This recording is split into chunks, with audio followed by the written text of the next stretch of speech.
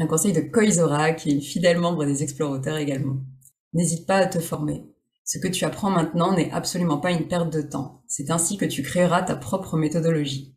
Les conseils sur Internet, prends ce qui te convient et laisse de côté le reste. Sois régulière, écris un peu tous les jours, cela booste ta créativité. Ton premier jet te semble nul, c'est normal, c'est un diamant brut qu'il faudra polir pour arriver au bout de ton projet. Bienvenue au Café des auteurs, le podcast pour les écrivains en herbe et créateurs perdus dans la jungle des conseils contradictoires. Je m'appelle Ingrid Lemaire, je suis coach littéraire chez j'écrisunroman.fr, formatrice et auteure. Ma mission avec ce podcast est de te détendre, de t'inspirer et surtout de te guider. Que tu souhaites écrire, trouver des lecteurs ou vivre de ta passion, je t'apporte des conseils concrets et bienveillants et des interventions de professionnels. Prépare ta boisson chaude favorite, c'est l'heure de souffler un peu. Hello collègue écrivain, j'espère que tu vas bien et je suis super contente de te retrouver dans ce nouvel épisode du Café des auteurs, épisode spécial parce qu'on est à l'épisode 20 déjà. J'ai l'impression que c'était hier que j'ai publié mes premiers épisodes toute tremblante et que j'en ai parlé sur Instagram. Aujourd'hui, le podcast a déjà bien avancé, bien évolué, j'ai testé plein de choses. Je te remercie encore d'avoir fait partie de l'aventure, de faire partie de l'aventure parce qu'elle est loin d'être terminée. Et du coup, pour aujourd'hui, on va être à la cool, en esprit Café des auteurs. J'avais envie de te proposer un épisode un petit peu spécial. Et j'ai choisi de donner la parole aux membres de J'écris un roman. Je me suis dit que si tu es comme moi, peut-être que tu te dis inconsciemment et quelque part en toi que c'est bien beau tous ces conseils d'écrivains publiés, mais eux, ils sont déjà loin, ils ont peut-être un autre recul sur ce qu'ils font. Et c'est pourquoi j'ai voulu demander aux membres de J'écris un roman quels conseils ils donneraient à eux-mêmes il y a quelques années ou au début de leur projet d'écriture. Et dans cet épisode, je vais te lire tout simplement ces conseils-là qu'ils se donnent ou qu'elles se donnent à eux-mêmes. Et leurs réponses ont été pleines de bienveillance, de bons conseils, d'encouragement, de bonnes ondes. Donc je pense vraiment que ça va te faire beaucoup de bien. Donc je te laisse avec l'épisode, savoure-le bien et j'ai hâte de savoir ce que tu en auras pensé. N'hésite pas à me dire sur Instagram ou ailleurs. Alors on commence tout de suite avec le conseil de Morgane, alias Le Monde de Ram, qui nous avait prêté sa voix pour un des épisodes de la saga de l'été. Et ces deux conseils sont fais-toi confiance et laisse-toi aller. Et je trouve que c'est un très bon conseil. On a souvent tendance à rester dans la tête dans le guidon, j'ai envie de dire, à écrire, à chercher, à mieux planifier, à chercher des conseils techniques. Mais ce qui compte, c'est aussi de se laisser porter, de se laisser aller. C'est là qu'on va vraiment écrire librement et qu'on va progresser tout simplement. C'est en lâchant un peu prise sur la préparation, les conseils techniques, le style, etc. Comme le dit Morgane, fais-toi confiance. Ensuite, un conseil de Nora, une membre des formations de J'écris un roman. Construis un minimum ton histoire. Réfléchis au temps, ça t'évitera de passer 4 jours à tout remettre au présent. Les tirs et quadratins, c'est plus facile quand on les inclut dès la première écriture. Ne néglige pas l'intrigue secondaire et ne réécris pas 72 fois tes premiers paragraphes avant d'avoir fini le premier jet. Merci Nora d'avoir partagé ce conseil qui est parfait, je trouve. Alors autant pour les tirs et quadratins, je pense vraiment que bon, tu peux écrire librement ton premier jet, mais c'est vrai que ça impliquera un petit peu de manip technique par la suite. Autant ne réécris pas ton début 1000 fois alors que tu n'as pas terminé ton premier jet. On en parlait dans l'épisode avec Cindy Van Wilder. Au début de ton premier jet, tu n'es pas la meilleure personne pour juger de la maturité de ton histoire, etc. C'est en écrivant le premier jet que tu vas cohabiter avec tes personnages, ton intrigue, et donc affiner ta vision. Et c'est vraiment un conseil que je donne très, très souvent. D'ailleurs, dans la formation Termine-auteur, pour écrire ton livre jusqu'au bout, j'ai mis le module sur les premières lignes du roman, tout à la fin. Et oui, évidemment, les autres conseils de Nora, comme construire ton histoire, réfléchir au temps, sont très importants aussi, je trouve, pour tout simplement te rassurer, pour te dire que tu pars dans la bonne direction. Bien sûr qu'il est possible de retoucher, de changer le temps de ton histoire. Ça arrive de temps en temps, rarement quand même, aux personnes que j'accompagne. En général, elles sont assez sûres d'elles et sinon je leur recommande de tester toutes les options. Mais là, ça fait du bien en fait de se dire qu'on a fait le bon choix et qu'on peut écrire sereinement ensuite. Un conseil ensuite de Stéphanie, une des premières membres de J'écris un roman, du coaching et des explorateurs. Persévère, ça vaut le coup d'être écrit. Tu mérites, tu as le droit d'écrire ton livre. Il y aura des périodes plus difficiles, il ne faut pas baisser les bras. Il vaut mieux consacrer 5 minutes chaque jour à l'écriture qu'1 heure de temps en temps. Ton livre n'est pas figé dans le marbre. N'essaye pas à tout prix d'atteindre la perfection dès le départ. Tu as bien tout préparé, mais cela ne t'empêche pas de changer d'avis. Et je trouve que Stéphanie dit tout. Effectivement, bon, Stéphanie, ça fait 1 an et demi qu'elle est membre de J'écris un roman, donc elle a aussi vécu différentes phases, l'écriture, la correction, la préparation. Et elle a eu des moments peut-être un petit peu plus difficiles, notamment attaquer les corrections. Quand on a un long roman, c'est pas facile psychologiquement de se dire « Ok, je dois corriger tout ça ». Et c'est pour ça que je trouve son conseil de consacrer plutôt 5 minutes chaque jour plutôt qu'1 heure de temps en temps très intéressant. Effectivement, c'est pas forcément adapté pour tout le monde, moi je ne le fais pas. Mais ça peut aider à relâcher la pression, à dédramatiser et aussi à prendre l'habitude d'ouvrir ton premier jet régulièrement. Et ton livre n'est pas figé dans le marbre. Et ça, c'est important, vraiment. Souvent, quand on prépare son roman, ou même quand on ne le prépare pas, on a tendance à se dire que le premier jet est presque définitif, qu'il faut que ça soit parfait, etc. Mais pas du tout. Comme je te le disais juste avant, ton premier jet va évoluer au mesure que tu l'écriras, et toi, tes idées vont s'affiner, tes personnages vont mûrir aussi dans ton esprit, pareil avec ton intrigue, tes intrigues secondaires, etc. Donc, ce serait dommage de se dire que le livre est figé. En réalité, tu peux toujours tout changer. Tu as déjà les cycles de correction, mais même après, tu peux encore tout changer. Et ça, je trouve que c'est très très important. Ne l'oublie jamais. Rien n'est gravé dans le marbre, à part quand le livre est imprimé. Ça te laisse quand même pas mal de marge de manœuvre. On a ensuite un conseil de Cthulhu, comme Cthulhu, qui fait partie des explorateurs. Écris. C'est pas grave si c'est nul. Laisse-toi surprendre par l'histoire. Ton histoire. Tu vas l'adorer. J'adore ce conseil de Cthulhu. Merci beaucoup de nous l'avoir donné. Car effectivement, on va souvent penser que c'est nul quand on commence à écrire. C'est petit à petit que l'histoire va se mettre en place. Et moi, ça m'arrive très très souvent de relire des passages et de dire « Ah mais c'est super ça !» Ils sont sortis un petit peu tout seuls. Pourquoi ? Parce que je me suis laissé le temps et que j'ai écrit et qu'au bout de quelques mois, de temps en temps, ça sort tout seul en fait. Ça se crée, ça se met en place petit à petit dans notre inconscient et d'un coup on sort de superbes passages et une superbe histoire. Donc merci pour ce conseil. Ensuite un conseil d'Elvire qui est également une fidèle membre des explorateurs.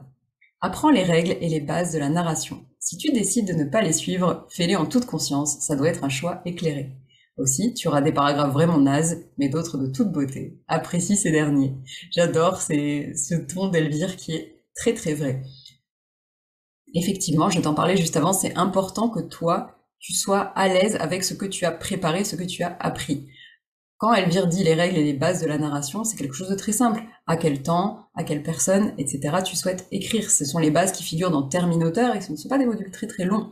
En revanche, ça fait du bien de se dire qu'on est prêt, qu'on est paré à l'écriture et que si on souhaite ne pas suivre une certaine règle, on le fait parce qu'on en a envie. Et ça n'a rien à voir dans notre tête avec je ne suis pas suffisamment prêt, je n'ai pas suffisamment préparé, je ne suis pas assez formé pour écrire ce livre. Quand je dis formé, ça peut simplement être d'avoir lu quelques articles, etc. Et les paragraphes de toute beauté d'Elvire, encore une fois, j'en parlais juste avant, ça c'est vraiment quelque chose, quand on commence à écrire le premier jet, à avoir de nombreuses pages, on va avoir tout d'un coup des magnifiques paragraphes qui sortent au milieu d'endroits plus laborieux. Savoure-les, tout simplement, c'est toute la beauté du processus d'écriture, je trouve. C'est qu'on galère, et d'un coup, hop, on tombe sur quelque chose de génial. Un peu comme des chercheurs d'or, finalement. Un conseil de Charline, qui est également membre des explorateurs. N'efface jamais ce que tu as écrit, même si tu trouves ça nul. Ça te servira plus tard quand tu seras moins dur avec toi-même. Merci 1000 fois Charline pour cette phrase. Je le dis très très régulièrement aux personnes que j'accompagne de ne jamais rien effacer, de faire un coupé-coller et de mettre ailleurs parce que le message envers notre inconscient est complètement différent. Effacer, ça veut dire ce que tu as écrit est nul. Faire un coupé-coller, le garder pour plus tard, ça veut dire ça peut servir, pourquoi pas. Ça ne veut pas dire tout ce que tu écris est bon à jeter. Et je trouve que la différence est énorme. Et c'est pour ça que les membres du coaching de J'écris un roman ont l'interdiction formelle d'effacer quoi que ce soit dans leur manuscrit. J'exagère un petit peu, mais tu vois ce que je veux dire. Et ce que j'aime beaucoup, c'est ce que dit Charline ensuite. Ça te servira plus tard quand tu seras moins dur avec toi-même. En effet, l'écriture, c'est évolutif. Le passage que tu trouves nul aujourd'hui, tu le trouveras peut-être génial demain. Et du coup, ce serait vraiment dommage d'effacer et de perdre ce genre de choses. Donc, n'efface jamais rien, ok? Un conseil de Lalou. Écris une histoire qui te passionne et amuse-toi. Planifie surtout car c'est ce qui marche pour toi. Mais si tu es capable d'y arriver, car une fois tu as un plan, il ne te restera qu'à écrire et ça ira comme sur des roulettes. Tu finiras tes histoires. Et surtout, prends du temps pour écrire, même si ce n'est que 5 minutes par jour. Crois-moi, ça compte. Alors Lalou, elle met le doigt vraiment sur un aspect très important qui est la méthode de préparation qui nous convient. Je ne te le répéterai jamais assez, j'en parle très souvent sur Instagram, mais il faut que tu sois à l'aise avec la méthode de préparation que tu as choisie, qu'il s'agisse de préparer énormément de choses, quelque chose spécifique, un plan, des fiches, rien du tout. Tout ce qui compte, c'est que ça te convienne à toi, que tu te sentes préparé à écrire. C'est pour ça que Lalou dit planifier marche. Pour moi, donc, c'est bon, je vais planifier. Pour toi, peut-être que ce n'est pas le cas. Et bien sûr, je me permets de te rappeler que mon cours gratuit Destination Point Final, que je te mettrai dans les notes du podcast, te permet de savoir quelle méthode de préparation serait adaptée à ton profil parmi 4 profils. Fin de la parenthèse. Mais effectivement, pour moi, ça a été incroyable de découvrir la méthode de préparation qui me convenait, qui était globalement une préparation assez détaillée. Et je me suis sentie enfin à l'aise pour écrire après des années à patauger. Donc vraiment, porte une attention toute particulière à ta préparation. Pourquoi? Pas forcément parce que au niveau de ton intrigue, ça sera mieux organisé, etc. Ça n'a rien à voir avec la technique. Ça a tout à voir avec la confiance en soi. On a confiance en soi quand on sait qu'on est bien préparé. C'est comme les sportifs qui se préparent au marathon, etc. Effectivement, l'entraînement à un marathon, ça va les aider du point de vue sportif, et ça va surtout les aider du point de vue de la confiance. Je vais terminer avec un petit exemple qui est que justement, parmi les choix que j'ai fait pour j'écris un roman, celui de la confiance est tout particulier parce que j'avais justement remarqué en accompagnant des personnes qui écrivaient un livre que certaines choses ne les aidaient pas du tout, comme des modules sur justement les fameuses techniques, etc. Bon, c'était bien, mais ça leur changeait pas grand-chose. Par contre, le jour où on regardait leur synopsis ensemble et où je leur disais « Ok, ton synopsis est très bien, tu peux écrire ton premier jet sur cette base, ça me semble très très clair », là, ça changeait complètement leur rapport avec leur histoire. Ils se sentaient beaucoup plus confiants et préparés parce que quelqu'un d'autre, entre guillemets d'expérimenté, avait jeté un œil sur leur synopsis et là, ils se sentaient complètement confiants. Donc je n'insisterai jamais assez sur le fait de trouver une préparation qui te convienne. Un conseil de Séverine, membre de Terminauteur. Écris, avance et ne te retourne pas. Il sera toujours temps de faire les corrections après. Un premier jet, on le balance. Après, seulement, on relit, on corrige, on peaufine, on améliore, on enlève, on ajoute. Pour le moment, tape, mets des XXX, des à vérifier, à revoir, à compléter et avance coûte que coûte. Et même si ce n'est que 10 minutes ou 100 mots écrits un peu chaque jour, on trouve toujours 10 minutes, même sur téléphone, dans une salle d'attente, en mangeant le dessert à midi sur un coin du bureau, tu trouves toujours 10 minutes. Arrête Facebook, Insta ou Discord et écris. Alors, j'ai l'impression qu'on est d'accord, il y a 3 personnes qui ont déjà dit que c'était bien de trouver quelques minutes chaque jour. Encore une fois, c'est pour prendre cette habitude d'écrire, c'est pour la faire entrer dans ton quotidien. Parce que si aujourd'hui tu ne trouves pas 5 minutes ou 10 minutes, peut-être que demain tu vas faire la même chose, et après-demain, et avant que tu t'en rendes compte, un mois aura passé sans que tu te remettes à ton projet. Bien sûr, ça dépend des profils. Je sais que personnellement, ce n'est pas un conseil que j'applique. Moi, je suis plutôt à me faire des grosses sessions, justement, mais parce que je sais que j'ai le temps de le faire, et je le fais. Je ne manque jamais à mes engagements. Je choisis mes sessions d'écriture en début de semaine, et je m'y tiens. Fin de la parenthèse. En tout cas, c'est sûr que ce conseil de 5 à 10 minutes par jour m'a énormément aidé à mes débuts d'écrivaine quand justement je manquais de confiance et j'avais du mal à faire entrer ces sessions dans mon emploi du temps. Et bien sûr, écrire le premier jet sans y passer des heures à vérifier, à réfléchir, à retravailler. Comme le dit très très bien Séverine, un premier jet, on le balance. Je suis d'accord avec elle. Alors effectivement, tout le monde ne le fait pas. Il y a des personnes qui recorrige un petit peu. Je sais que pour Eclipse, je commençais à le faire un petit peu, mais sur mes premiers romans, j'avais vraiment essayé de ne pas me relire et ça marchait du tonnerre. Pourquoi? Parce que je voyais mon premier jet avancer, progresser chaque jour et ça, c'était incroyable. Et comme le dit Séverine, le conseil que je donne tout le temps, mais XXX quand il y a un doute, quand tu ne sais plus comment s'appelle ce personnage, quand tu ne sais plus si c'est logique qu'il soit là, un nom de lieu, un nom de concept, etc. Peu importe, tu auras tout le temps de corriger à la phase de correction, mais comme je le dis aux personnes que j'accompagne, le premier G, c'est créer la matière dans laquelle on va venir sculpter pendant les corrections. Plus tôt tu as de la matière, mieux c'est, et tu auras tout le temps de venir l'améliorer, la sculpter, la peaufiner, parce que tu auras déjà ta matière, ton bloc de terre du premier G. Un conseil de Koizora, qui est une fidèle membre des Explorateurs également. N'hésite pas à te former. Ce que tu apprends maintenant n'est absolument pas une perte de temps. C'est ainsi que tu créeras ta propre méthodologie. Les conseils sur Internet, prends ce qui te convient et laisse de côté le reste. Sois régulière, écris un peu tous les jours, cela booste ta créativité. Ton premier jet te semble nul, c'est normal, c'est un diamant brut qu'il faudra polir pour arriver au bout de ton projet. Accepte les critiques constructives, elles te feront grandir et découvrir ton style. Avoir sa routine d'écriture te fait du bien, alors fonce! N'hésite pas à accrocher partout des formules d'encouragement comme « si je peux le rêver, je peux le faire ». Ne sois pas timide. Participe à la communauté d'écriture, l'entraide fait du bien. Quel bonheur de lire tous ces conseils de Koizora qui dit tout. Vraiment, merci Koizora. Elle a tout bon. Elle a tout bon. Les conseils sur Internet peuvent être plus décourageants qu'autre chose, je te le dis très souvent, c'est pourquoi je te conseille de prendre ce qui te convient, comme le dit Koizora. Et en particulier, dans mes formations sur le style d'écriture, je conseille de penser à un conseil à la fois, car c'est impossible déjà d'écrire un premier jet, tout en gardant en tête la cohérence, l'intrigue, les personnages, ainsi qu'un autre conseil d'écriture pour améliorer notre style, un deuxième, etc. Ton cerveau va exploser. Donc prends les conseils qui te semblent pertinents et applique-en un à la fois quand tu écris. Koizora te parle également de la régularité, elle te parle également du premier jet, le diamant brut que tu vas devoir polir. On est bien d'accord là-dessus. Effectivement, les membres que j'ai cités jusqu'ici sont plutôt à l'étape du premier jet, mais Koizora, elle sait déjà que la bêta-lecture, les critiques constructives d'autres écrivains sont primordiales pour écrire. Non seulement quand on reçoit un peu de compliments, des éléments positifs, et ben ça booste notre confiance, on se sent beaucoup plus légitime d'écrire, mais les critiques négatives sont celles qu'il va falloir chercher, chérir, parce que ce sont elles qui vont te faire vraiment progresser. J'en parle souvent, mais mes années de bêta-lecture m'ont vraiment permis de faire un pas de géant en matière de style d'écriture, en matière d'intrigue, en matière de cohérence, en matière de écrire de belles descriptions, de bons dialogues, des dialogues cohérents, des personnages cohérents, etc. Pour moi, c'est la bêta-lecture qui a tout changé, comme je le répète, assez régulièrement.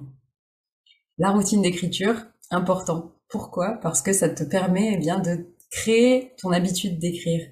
Si tu répètes un rituel, toujours les mêmes gestes, au début de ta séance d'écriture, eh bien, ça va ancrer l'habitude dans ton cerveau. Et à chaque fois que tu feras ces gestes-là, tu écriras par la suite, ton cerveau sera prêt. Il ne trouvera aucune autre porte de sortie que d'écrire. Et ça, c'est très important aussi. Et n'oublie pas les petites formules d'encouragement. J'aime beaucoup ce conseil de Koizora car c'est quelque chose que je recommande aussi sur les explorateurs. Souvent, ton pire ennemi, c'est ni le temps que les maisons d'édition mettent à répondre, ni les réseaux sociaux, mais bien tes pensées. Et si tu changes tes pensées, tu changes ta réalité. Pour ça, je te renvoie à l'épisode de podcast à ce sujet, l'épisode 11. Et c'est pourquoi je te recommande de commencer déjà à changer tes pensées, comme je te le conseille dans ce podcast et comme le fait Eva. Si je peux le rêver, je peux le faire, etc. Et enfin, l'importance de la communauté, qu'il s'agisse de se faire bêta-lire, mais aussi tout simplement d'avoir des personnes à qui parler de ton projet d'écriture, des personnes qui savent ce que tu vis, qui te comprennent et qui vont pas te dire alors quand est-ce qu'on lit ça en librairie, comme peuvent nous le dire nos proches, et c'est pas de leur faute, ils n'y connaissent rien, mais faire partie d'une communauté a tout changé pour moi et je pense pour les personnes que je suis en train de citer dans ce podcast. Et on termine avec le conseil de Tatiana, alias Explo Rêveuse sur Instagram. Suis ton rêve, il reviendra toujours. Prends des cours, tu progresseras plus vite et tu découvriras plein de nouvelles personnes qui t'apporteront beaucoup. Et prépare bien à l'avance car tu en as besoin. Et Tatiana résume l'importance de la formation, de la communauté et de la préparation qui nous convient. Mais surtout, Tatiana, c'est aussi une fidèle membre de J'écris un roman, aussi de la première heure presque. Et elle dit, suis ton rêve, il reviendra toujours. Et c'est vrai, il y aura peut-être des hauts et des bas dans ton histoire avec l'écriture. C'est peut-être un début même pour toi en ce moment. Mais C'est une belle passion qu'il ne faut pas lâcher. N'oublie pas ce que t'as dit Fanny André dans l'épisode 9 du podcast. Il faut être le premier à croire en ses romans. Si toi tu n'y crois pas, personne n'y croira à ta place. Mais si toi tu y crois, tu pourras faire des miracles. Et j'espère que ces conseils t'auront plu. Tu peux retrouver les comptes Instagram des personnes mentionnées dans les notes du podcast. Et moi, je te remercie encore pour ces 20 épisodes passés à tes côtés. Le podcast est dans les 7500 écoutes aujourd'hui, à l'heure où j'enregistre. C'est incroyable. Merci mille fois pour tes encouragements, pour tes écoutes, pour ta fidélité au podcast, aux réseaux sociaux, aux lives, etc. J'espère bien partir pour 20 épisodes supplémentaires. Merci mille fois. Et je te dis à dans 2 semaines. Bye. Merci beaucoup d'avoir écouté cet épisode jusqu'au bout. S'il t'a plu, tu peux me laisser un avis sur Apple Podcast ou le partager à un collègue auteur. Et tu peux rejoindre les auditeurs du podcast sur j'écrisunroman.fr/hello pour échanger et écrire avec nous ou encore me poser toutes tes questions. Et je te dis à bientôt au Café des auteurs.